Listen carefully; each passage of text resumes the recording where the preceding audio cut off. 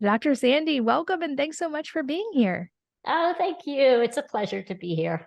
Well, I am excited to learn from you today. And in our communication before this episode, it looks like I have many things I can learn from you and that our listeners will learn from you. But I also have a note in my show notes that you once taught disco dancing. And I just have to hear a little bit about this story because I will admit dancing is my scary thing of the year that I'm trying to get out of my comfort zone and do. So I want to hear about Uh, this experience. well, it was 1977 and disco was all the rage. Saturday Night Fever was the hot movie with John Travolta. And I was living in a suburban community north of Chicago at the time. And I belonged to an organization of women, and one of them was a dancer. And she taught this class, disco dancing, and it was at the neighborhood rec center. And she said, "Oh, I've got so many other things going on tonight. I need a substitute." And so I volunteered and jumped in. And my motto has always been do stuff scared, or just I have a very good quick start. And that's so I often don't think about the consequences, which can also be a negative, but I just jumped in and it was a lot of fun. I taught some line dances and it was it was great. And then they asked me to continue, so I taught it for a while. I also taught belly dancing for a time and took belly dancing in the early 70s. So I've always loved dance. In fact, I still take dance. I take ballet a few times a week and I take tap, and it's great. And that I've always said there's no such thing as embarrassment or shame, not comparing yourself to others. And so the ballet, I'm the worst person in the class, and I don't care. I Well, I love so many life lessons that I didn't even expect in that answer. And I love the motto of do things scared. I'm actually belly dancing is the one I'm attempting to tackle this year. And I'm learning very hands-on how much that bodily movements, which I knew logically, but really help us also repattern our nervous system. And I love your approach of like no embarrassment, no shame, just being in your body. I think that's a lesson I'm just beginning to learn as an adult after more than 35 years. So I love that you got to talk about that as well. And I would guess a lot of our listeners may already be familiar with you, but for those who aren't, can you also just share a little bit about your journey within the health world and the work that you do? Sure. Well, where I am now is not where I started out. And that's a life journey for so many people. So I started out, and this was back in the 60s, when you're going to college at that time. Typically, you can be going into teaching, you can go into nursing, you could be a secretary. Well, I chose teaching. I always wanted to be a school teacher, and that was my major. And then I didn't do so well in student teaching. I couldn't control the classroom. And so I shifted, and I did a lot of shifts in my life and my career. And so I decided I would stay in school and I would master in learning disabilities. I got a degree, and well, would you know, I got landed my first job in teaching a classroom with kids who are not only have learning disabilities, but behavior issues as well. So eventually I had to learn behavior management techniques. And that led to a strong interest in stress, which really wasn't talked about. We're talking, this was 1971, 72. And I still have notes from that era where I would do workshops for parents and for teachers. How do you control stress? And I started teaching breathing techniques. And at that time, we didn't call it breath work, it was just breathing. And that led to thinking, well, I'll go back to school. I always loved learning. And so I got a PhD in clinical psychology. But at the time, and to some extent it still is, about what's wrong with you. And that just never sat well with me, even when I was in learning disabilities. And I spent some time in teaching teachers how to teach kids with special needs. And I always focused on their strengths. So I do these really long batteries of testing for kids. And everyone was just focused on what's wrong with them and how do we remediate the deficits. And my focus was, well, he's really good at sports and he's really funny.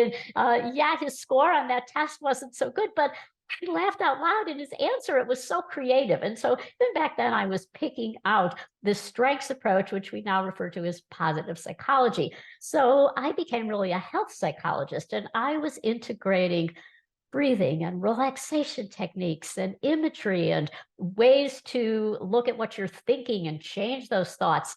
And I was working with people who had physical issues like migraine headaches or irritable bowel or insomnia, and they were uh, coming to me for what we called self-regulation strategies. People were getting better. compared to the psychologists who were only psychotherapy. It's just you spend a session in your head and then you end up feeling worse when you got out. And so I was really focused on the how you can make yourself feel better. And that led to an interest in nutrition. I was always interested in nutrition because of my own issues. And so I studied with the Institute for Functional Medicine, IFM. And as a psychologist, it was out of my scope of practice to do a lot of the things that the doctors who go through IFM are taught, like or interpreting labs or prescribing medications or even supplements. But I had a lot of people at the time come to me. They were in my local area and they were saying, I'm a health coach, but I love what you've been doing. Can you teach it to me? And so I decided to take a chance, talk about doing stuff scared, decided, okay, I'm going to start a program to start training health coaches. At the time, I had Elise, who's my business partner and co-founder. She was working with me. We had this small little office in the northern suburbs of Chicago, no windows. And we were just dreaming big, like, well, what if we collaborated with IFM? And so what if instead of just training local health coaches, what if we really went remote and trained around the world? So IFM liked the idea. They had wanted to start a health coaching training program for a while, but they felt the right person hadn't come along to run it and organize it and develop it. So that's what I did. And I was 65 at the time. And of course, there were a lot of naysayers, including my husband, who said, what do you need this for? This is a huge project. Like, this is the time of our lives. We could be traveling, and you've been a psychologist for 40 years or so. Just retire or just see a few more clients and then take it easy. But I had a mission. I really felt I saw the health of our country. I saw kids suffering, getting worse. And so I had this mission to see a health coach in every doctor's office. And so that is what drives me. I just wake up every day thinking about this mission.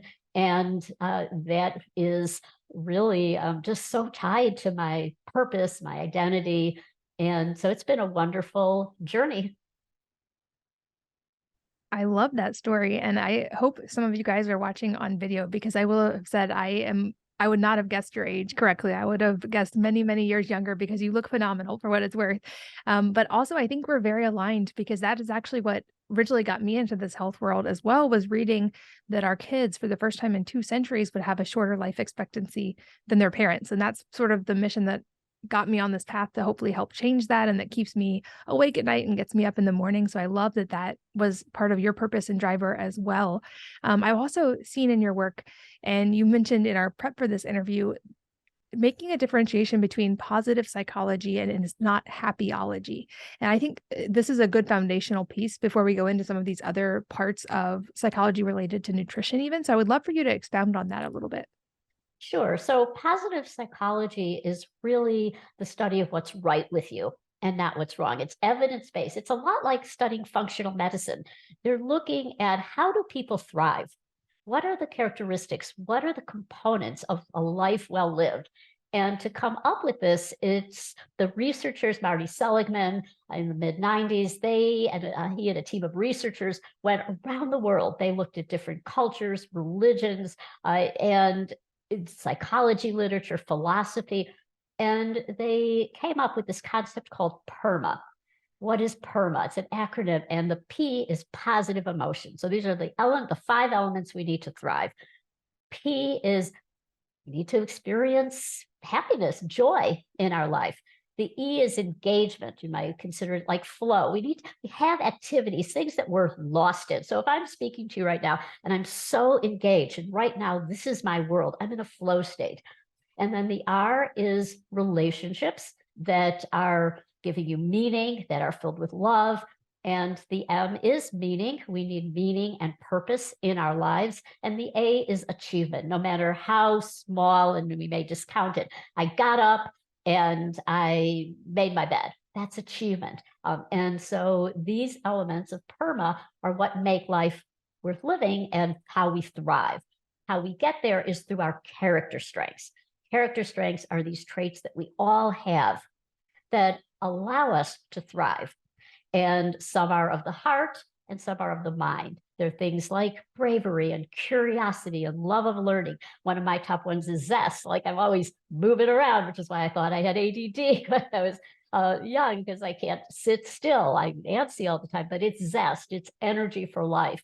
Creativity is another one, spirituality. So this is positive psychology, but some people misinterpret it as happyology and they go overboard. And it's like, I must be happy at all times. Well, no, anger, sadness, these are natural emotions and we have a balance of them. So we experience other feelings that you might consider more negative or on the darker side or unpleasant.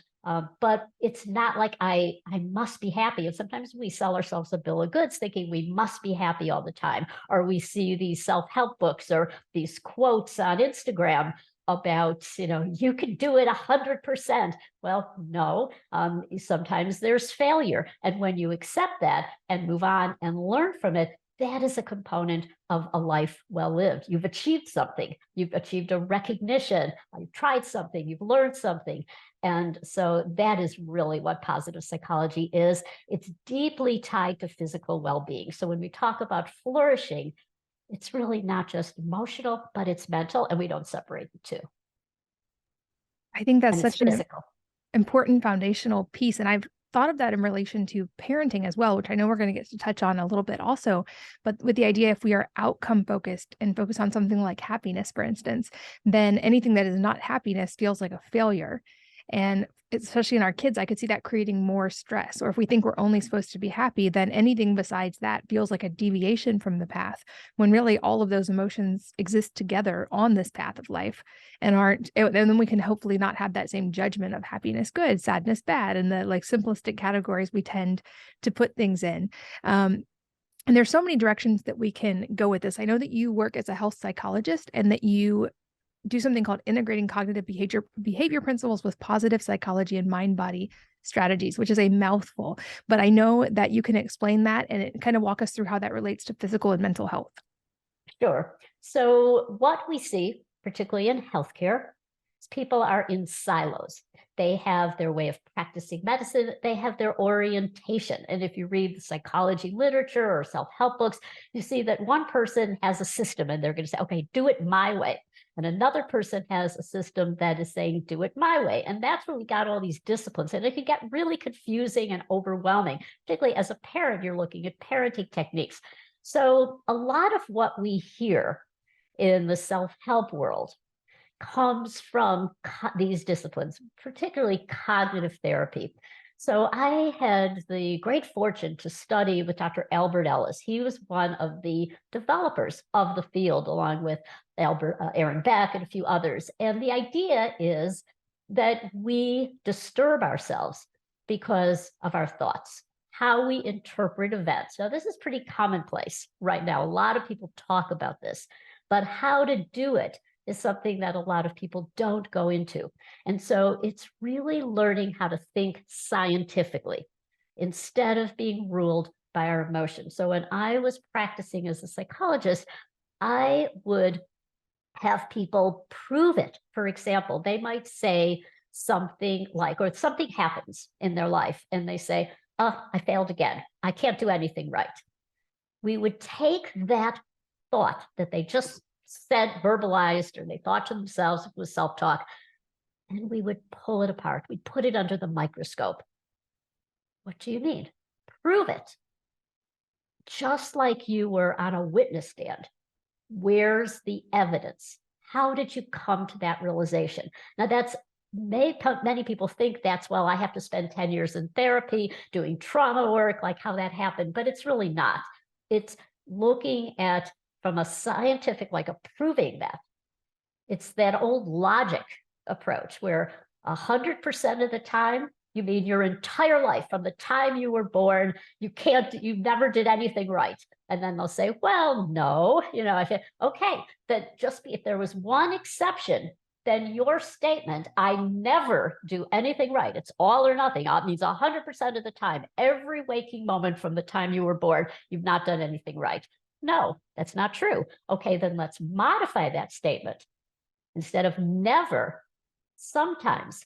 occasionally I'm human like all the rest of us. And so I will make mistakes. And then you deal with, okay, that's building resiliency. How are you going to move on? What are you going to plan for in the future? Maybe when a certain situation that you just interpreted as you made a mistake, maybe you could rehearse it in advance. We do that a lot. I used to do that a lot when I was working with parents, where you rehearse before I open the door when I come home from work. This is what I'm going to say, no matter what my child is doing or saying, this is how I'm going to react or not react. And so you have problem solving approaches. So that's the cognitive side. It's a mental process, it's logical reasoning. The positive psychology is the emotional side. The positive psychology is having a sense that you have these essential traits. You were born with them. You were born with courage. You were born with curiosity, with love of learning, with forgiveness, with humility, with perseverance, with perspective, with love, justice. There's 24 of these strengths. You have them. And when you start using them, that is nurturing. You're nurturing yourself. Every cell is welcoming that. And then we integrate the mind body part. What is that? It's having an awareness. So if I'm talking to you right now and I am all like, okay, well, I'm going to change my posture. I'm going to release some tension in my shoulders. I'm going to take a soothing breath. So I have paired those physical techniques with the thought changing, with the positive psychology sense. And the three of those are the recipe for truly flourishing and thriving. I love that. And that was so beautifully explained. And there, I have a note also in the show notes that if you had to do a TED Talk in a week, it would be, I think, something along the lines of how to refuse to make yourself miserable about anything, which I absolutely love that title. And as you just touched on, like so often that is within our own story and our own interpretation, not the reality of what's actually happening. And I also love that you called out some of those specific qualities, because things like courage, curiosity, love of learning are sort of core principles in my house and in my homeschooling with my kids. And something I've really tried to pay attention to calling out in them from a young age, instead of just saying like, oh, you're smart, or oh, you're pretty, saying like, ooh, I loved how courageous you were when you just did that, or that was a really beautiful, curious question, or things like that, to like just reinforce those things in a positive light for them. And I know that this goes, well, before I guess we move on, is there anything else related to that idea of how to refuse to make yourself miserable about anything that you want to touch on? Because I think that statement is incredible. Well, I want to acknowledge Dr. Albert Ellis, who I trained with, and that was one of his books. I think it might be out of print. You could still get a used copy. It's How to Stubbornly Refuse to Make Yourself Miserable About Anything. Yes, anything. And when I was working as a psychologist, just about everybody I saw read that book. He had books of parenting, and I did workshops on it. And really, that is the sense of empowerment. And I know you love to talk about you're the primary care provider, and you are in charge of your mental health. You are your thoughts. You can change them. Now, they may occur split second, automatic, but you catch them. It's like you have a safety net, and you catch them and you blow them up and you look at them and you rework them.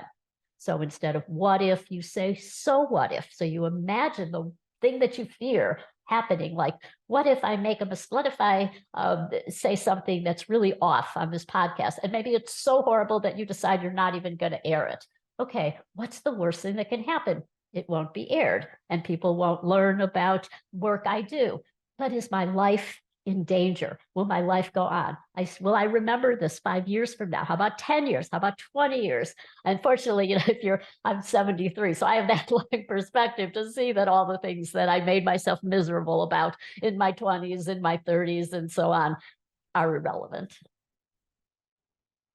It's such a great reframe. And I think it also sort of leads into the next thing I'm excited to talk to you about, which is that you are also an expert in the psychology of eating. And I think this is going to be a springboard into a whole conversation about food habits within family and developing a healthy relationship with food. But I guess to start off broad, can you just kind of define for us some of that idea of the psychology of eating and how that relates to having a relationship with food?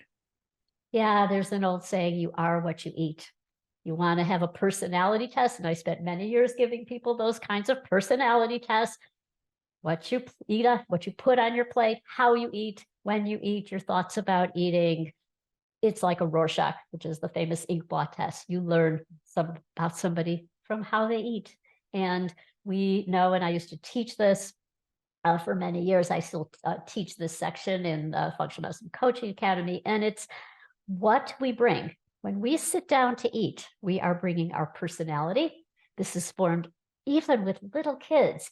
The picky eater, the child who refuses to eat becomes the bad child, the messy eater, the OCD has to have everything in a certain way on the plate, the rebellious eater. Every teen goes through that. If you're vegan, one of the biggest mistakes I made was raising my kids vegan. It was in the 90s, the low fat craze. They're going to change. That's one of the ways we express ourselves through food. Our identities are shaped through food. Also, our family messages about food. Food is love. Food is caring. Food could be withdrawn. There's also our friends. We know that when we are with certain friends, we tend to eat. All the social pressures. You're out to eat, and what will people say if I order this? If I don't order this, you're judged, and or fear of being judged. There's also gender differences.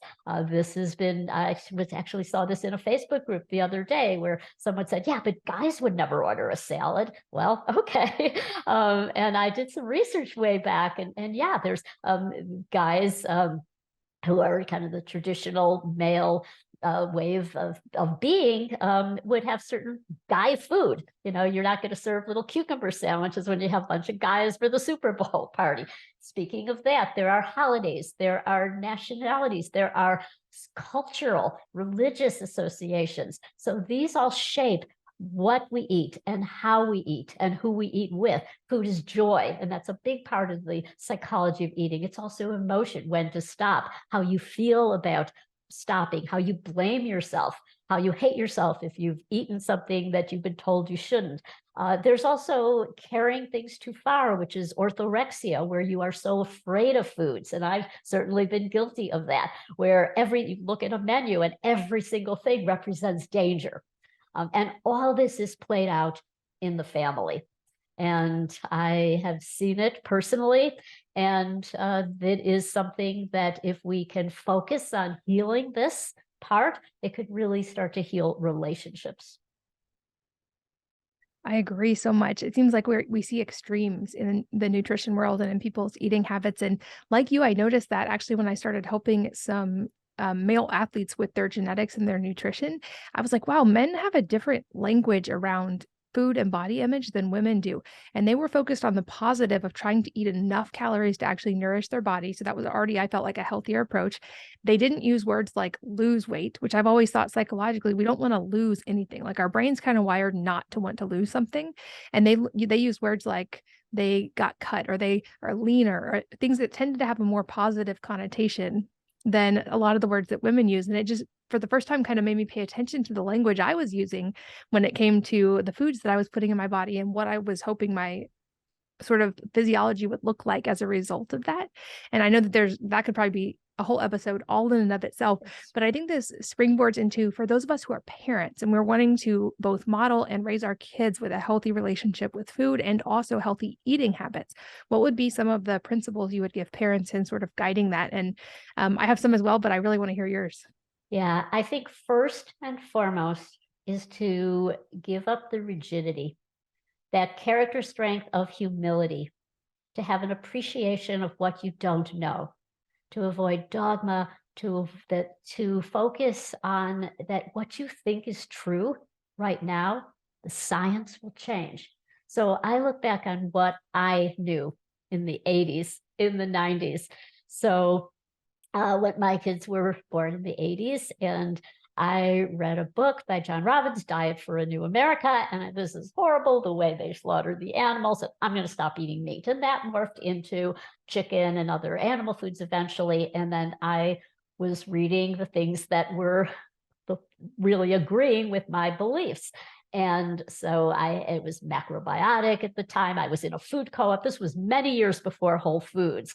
And so I would drive like 45 minutes to this little health food store. They didn't have very many back then to get groceries. I was in a food co-op. We had a big truck come down from Madison, Wisconsin. And so there was a bunch of us who thought we were right. And we were so self-righteous. And what we didn't realize is that the science is going to change. And that's when I look back, that was one of the biggest mistakes that I made. Why did I deprive my girls of those omega-3s? And eventually I started introducing seafood. And then of course, when they went to college, I have a picture in my daughter. You just tasted steak. I was on a date and we went to a steakhouse and oh my God, it's so good. And then my other daughter who also she's like, oh, this beef jerky. Wow.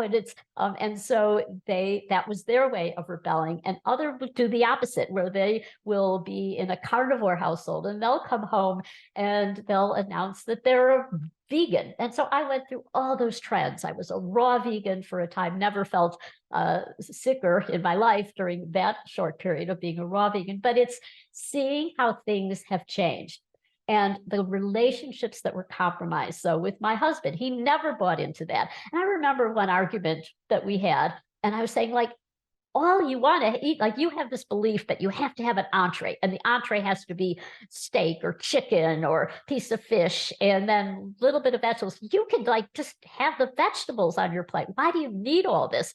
And the one vegetable he liked to eat was cucumber. Fast forward to today, what's a typical meal that I am eating? It would be a steak, because as what I've learned is when you're menopause and you're old like me, you really need so much protein, and animal protein especially. And so now I go out to a restaurant and I order I'll order a steak and my vegetable is cucumbers.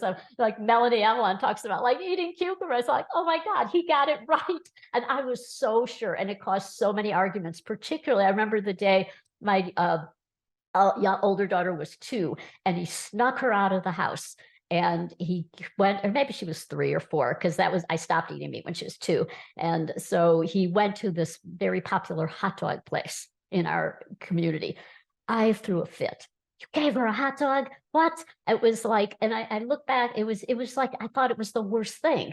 But the worst thing was compromising the relationship. My daughters will talk about they will go out. They used to go out to a restaurant and be afraid. They knew that, even if I didn't say anything out loud to them, they knew how I felt. I knew that I was disapproving of what they ordered. Or Thanksgiving, I remember one Thanksgiving with my late sister-in-law. And this was, again, it's the height of the low-fat vegan craze. So we were sitting at dinner and they were eating the stuffing. And this is really good stuffing. And my sister-in-law said, yeah, I put in chicken fat. And I had a fit. I think I took it off or wanted to take it off their plates, or even if I didn't, they knew it was it ruined the whole tone of the event. So how would I redo that? I would say, this is not, you don't compromise the relationship. The good feelings that you have by being with family are healing, are positive for your well-being, physically and emotionally. The stress that I was experiencing and what I was passing on to them was so much worse than if they had just enjoyed the turkey, the stuffing and the turkey, instead of the awful tofurkey that I had brought for their portion. So I think that would be the biggest advice, to not be so sure, and to choose yourself how you're going to eat. Be that role model for your kids, but also not be that person who won't allow your kids to have a cupcake at the birthday party. Now, unless they have celiac or known food allergies, that's different. But if you're doing this for other reasons, because you think it's going to be healthier, the damage that you might be doing will be far less positive. It'll be unhealthy. I think that's every point you just made is so important, but especially that idea of staying in humility and realizing that we might not have all the answers. And in fact, we statistically likely do not.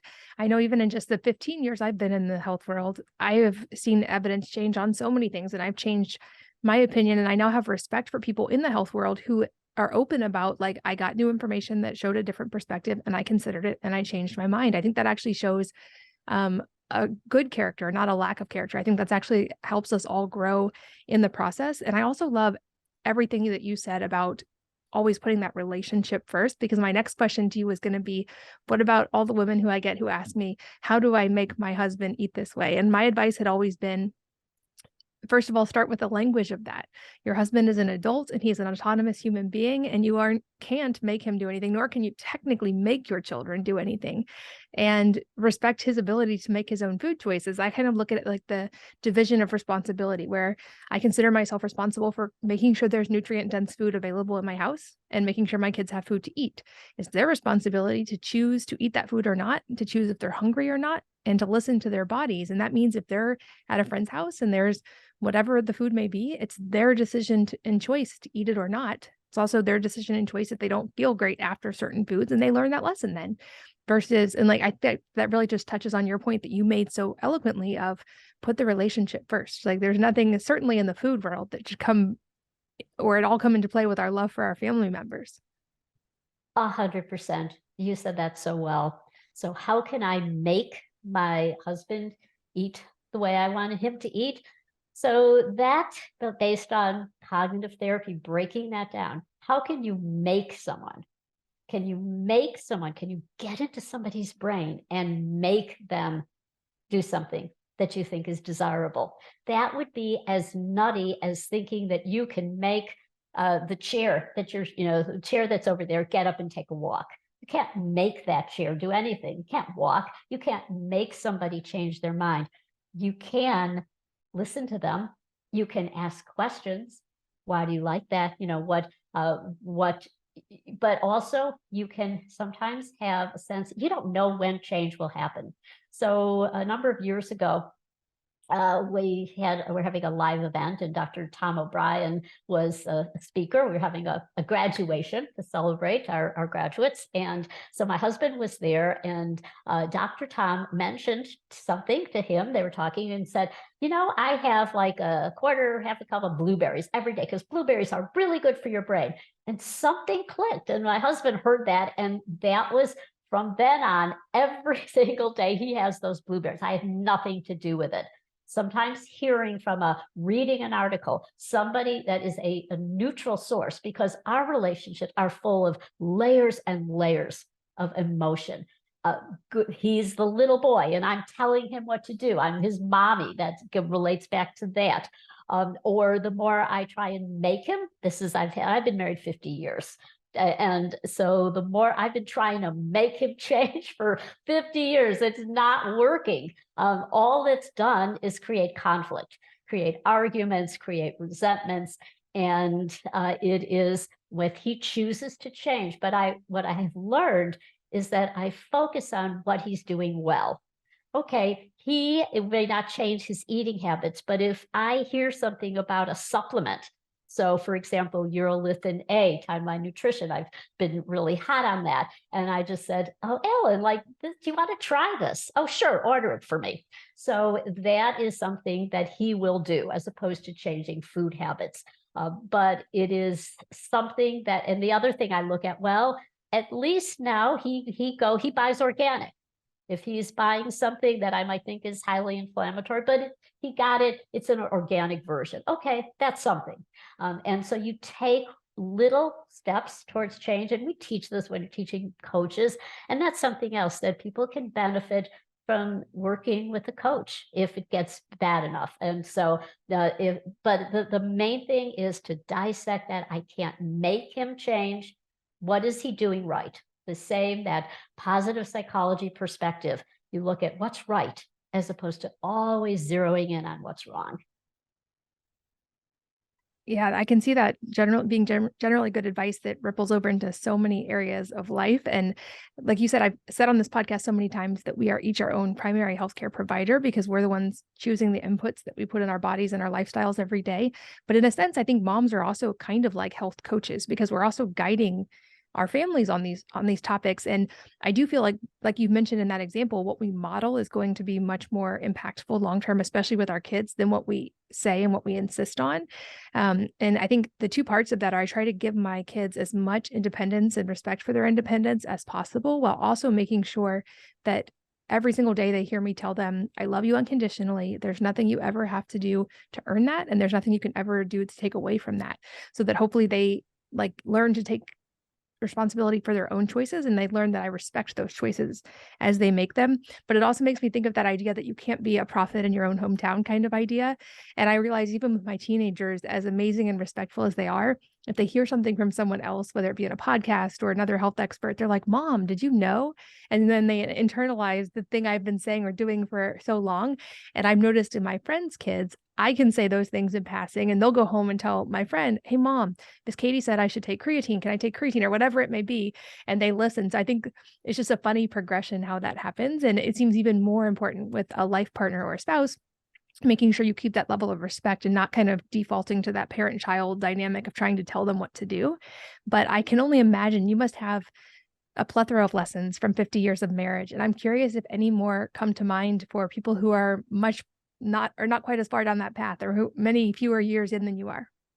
Yeah. So, well, that is number one, that you cannot make them change. And if you're trying to, you could always flip it to say, how has he or she how tried to make me change? And what do? I don't like that. And so that's number one. Second is the things that usually bug us about our partner are things that actually will lead to a good long-term relationship, because there's a theory of relationship that has to do with throwing off the part of you that is underdeveloped.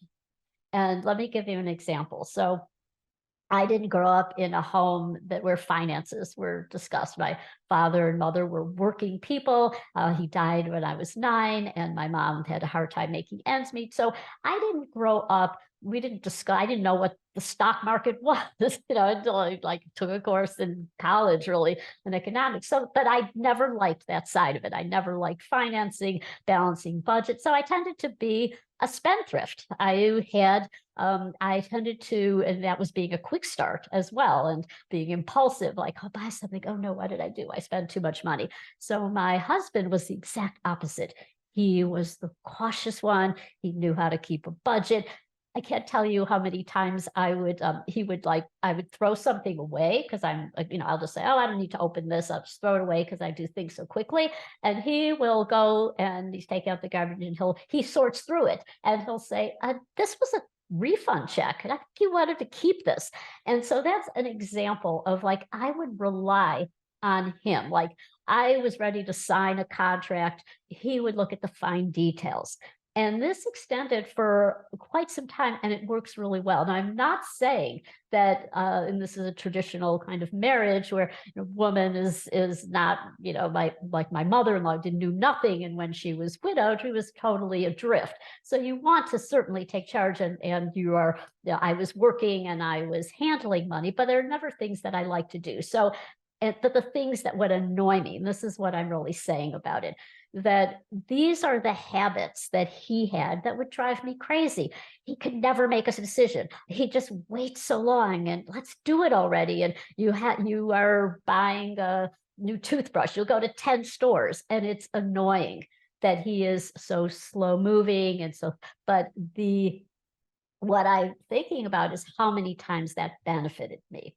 So when you have these, like this old saying, opposites attract. So you look at how you complement one another. And if he didn't have that trait that annoys you, how would your life have been worse? Your relationship? Because usually those are the things we're saying, if only he would change, if only she would do, then my life would be better. But again, you can't make them change. And I always go to, well, how is he trying to get me to change? And I don't like that. And so that works as well. The other thing that has worked in 50 years of marriage is we've always had our designated spaces. And that is, I always had my space I always had like a home office. I always had, it was just that separation. And we always were okay with separation. There are some couples who have this, that we have to do everything together. And so that is something that you can work on, to make really respecting those differences and agreeing to disagree. And now at this point, I really look at all of those things that would really annoy me, eating habits and exercise. Fitness is just something that I'm so committed to. It's like brushing my teeth. He doesn't. He will, he likes to just sit on the couch and watch TV, but it's focusing on what are the core values that we really share.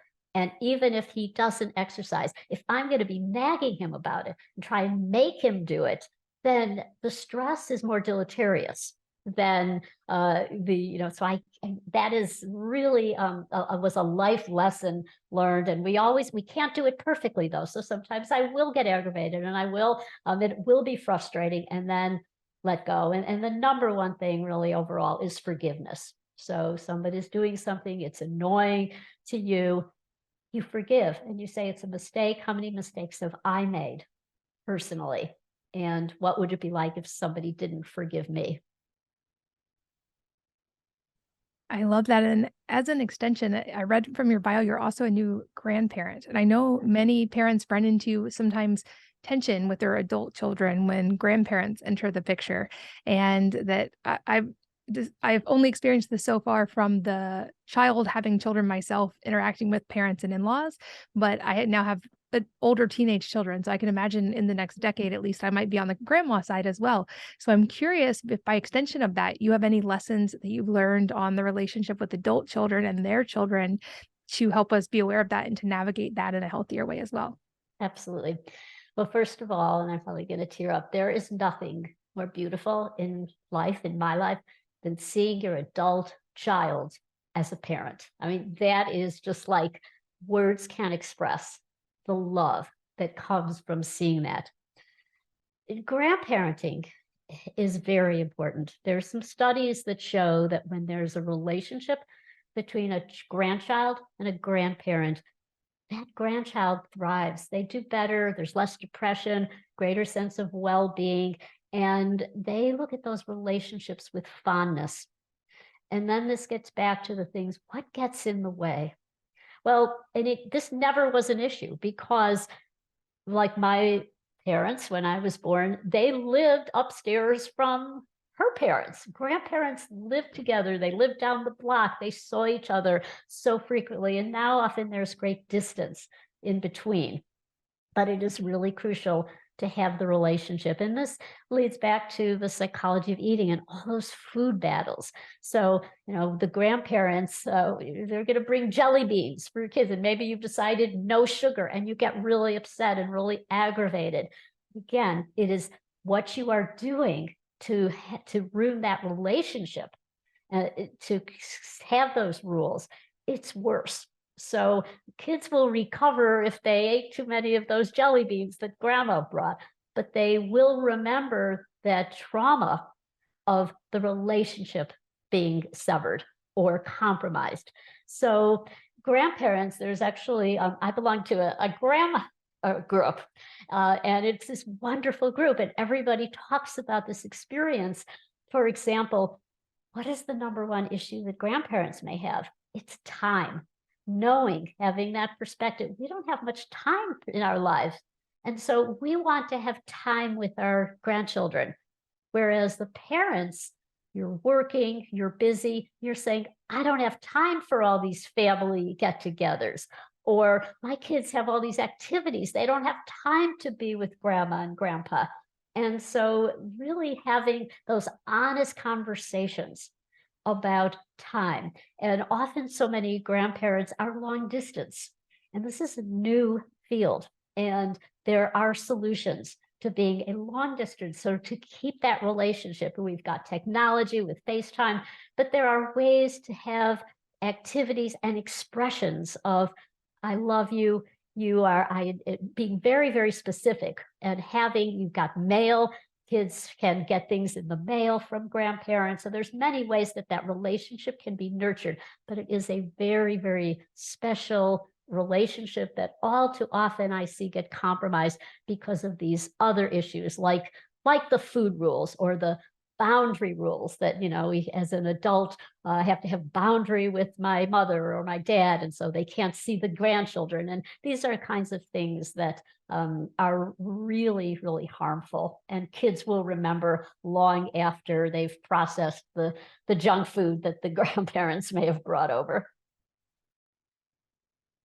That's a good reframe and a good context and perspective, I think. And you're right, that imbalance of time, that's probably really important to keep in mind for the grandparents and for the parents of the young children, of that imbalance and which parts of time feel difficult in each of those. And it seems like there's also some very positive overlap where I know when I was a young, overwhelmed parent, having grandparents close by when the times they visited was a lifesaver because I actually got a little bit of time back in my schedule for some self-care once in a while, and the kids loved, of course, time with their grandparents. But like you said, that's not always available in today's world with more space between kids and their grandparents. And so I love that there are ways you talk about to bridge that gap as well. I also know we've come very full circle and got to touch on a wide range of topics, but I want to make sure we also get to go back and touch a little bit on the health coaching side a little bit more because you have done such a great amount of work in this area. So maybe letting listeners know how they can find a coach if they're looking for one and or become a coach, because I know many moms are actually turning to that, not just to direct their own family's health, but as a way to be able to help others even with the time constraints of being a mom.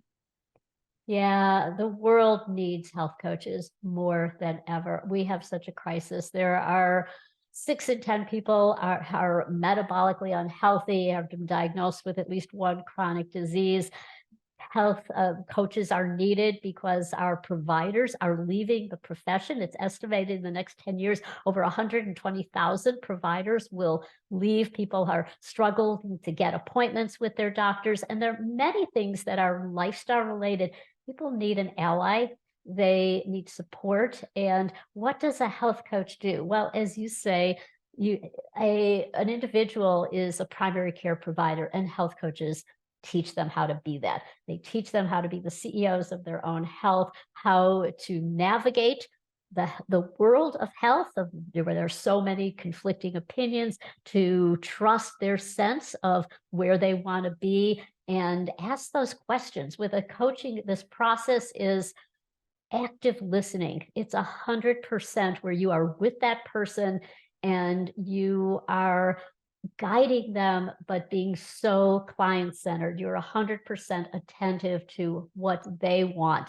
Where do they want to be? What do they want their health for? What gives them the greatest joy? And then breaking down, like, what steps do they want to take now to change, to perhaps do something different? And the health coach is the advocate. There is a strong need in medical practices. They are hiring health coaches like crazy. Digital health companies are hiring.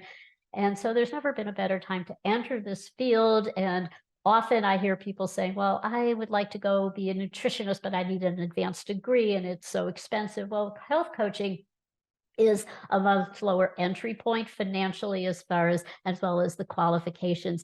You don't need a healthcare background. Some of the best coaches don't have that. We also have medical doctors and nurses who are studying with us to be coaches. But the common thread is you have a calling to serve. You want to help someone to thrive.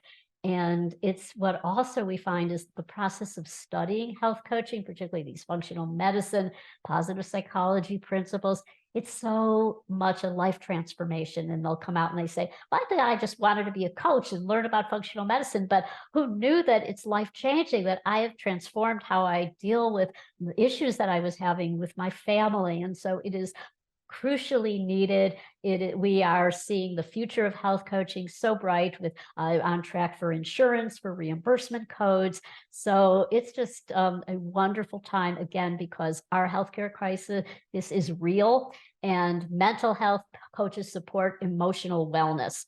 And they can specialize. They can work with moms. They can work with moms of kids with special needs. They can work with elderly people. They can run groups. So it's just a really exciting profession. And I know you gave us a link specifically for the audience to learn more about that. So that will, of course, be in the show notes at wellnessmama.fm for you guys listening. You also have just a wealth of knowledge online. So I'll make sure we put all those links so people can find you and keep learning from you. And a couple of questions I love to ask at the end of interviews. The first being if there is a book or a number of books that have profoundly impacted your life, and if so, what they are and why. Hands down, it's Man's Will to Meaning by Viktor Frankl. He was a Holocaust survivor. I have many family members who were lost in the Holocaust, but what he says has to do with what really gives somebody meaning and purpose. And it boils down to love and community and that sense of connection with others. That's what kept him alive in the concentration camps, really focusing on love of his wife. And so finding that meaning and the meaning of sorrow, why we have tragedy, and it's to be able to contrast that experience when we are finding love. And it can be love is tied to your meaning and purpose, connection, community. And so I've read and reread that book so many times. I love it. I will make sure that is linked in the show notes as well, wellnessmama.fm. And lastly, any parting advice for the listeners today that could be related to many of the topics we've touched on or entirely unrelated life advice? People just say, I want to change. This has to change. He has to change. I have to change. My kids have to change. And this comes from Gestalt therapy. Many years ago, I studied that. It's a humanistic type of psychotherapy. And the saying is, when you accept what is, you change. So you come to this acceptance, and that provides a profound sense of peace. And it's a physical sense as well. You accept it, and it doesn't mean you like it. And just that initiates a change process because now you have a different perspective. And then that allows you to go in and actually do the work on a specific thing that you want to work on changing. I think that's a perfect place to wrap up and a kind of a beautiful thing that puts a pin in a lot of the things we got to talk about today. But I am so grateful for your experience and the many thousands of people that you've helped in your time and sharing with us today. So thank you so much for being here. Oh, thank you. It's been a pleasure. And thanks as always to all of you for listening and sharing your most valuable resources, your time, your energy, and your attention with us today. We're both so grateful that you did. And I hope that you will join me again on the next episode of the Wellness Mama podcast.